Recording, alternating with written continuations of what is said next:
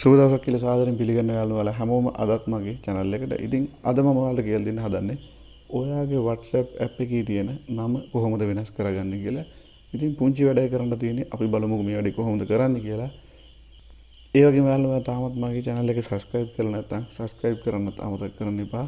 Video එක හොඳයි කියලා හිතනවා නම් like කරන්නත් අමතක කරන්න එපා. අපි එනම් බලමු මේ විදිහට WhatsApp එකට ගිහිල්ලා කොහොමද නම වෙනස් කරගන්නේ කියලා. ඔයා යන්න මේ විදිහට ඔයාගේ WhatsApp app එකට. ඊට පස්සේ මේ දකුණු පැත්තේ කෙළවරේ උඩින් තියෙන ඩොට් තුන මේක ටච් කරන්න. දැන් මේ පහළින්ම තියෙන settings කියන එකට යන්න. හරි. දැන් මෙතනින් ඔයාලට බලා ගන්න පුළුවන් මගේ WhatsApp එකට දාලා තියෙන ෆොටෝ එකත් එක්කම මෙතනින් මගේ නුවන් කියලා මේ නම තියෙනවා. මෙන්න මේ නම උඩ මේක ටච් කරනවා. හරි. ඊට පස්සේ දැන් මෙතනින් ඔයාලට බලා ගන්න පුළුවන් මගේ මෙතනින් නම වැටලා තියෙනවා. මෙන්න මේ නම උඩ මේ ඔයාගේ නම උඩ මේ විදිහට ටච් කරගන්න. හරි. දැන් මෙන්න මේ විදිහට මගේ නම මේ විදිහට ඇවිල්ලා තියෙනවා.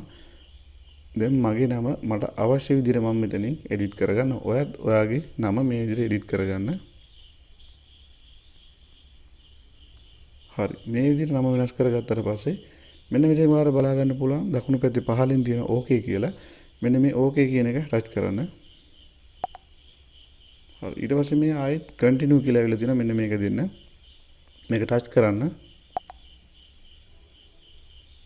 හරි. ඊට පස්සේ මේ ඕකේ කියන එක ආයෙ ටච් කරන්න. හරි.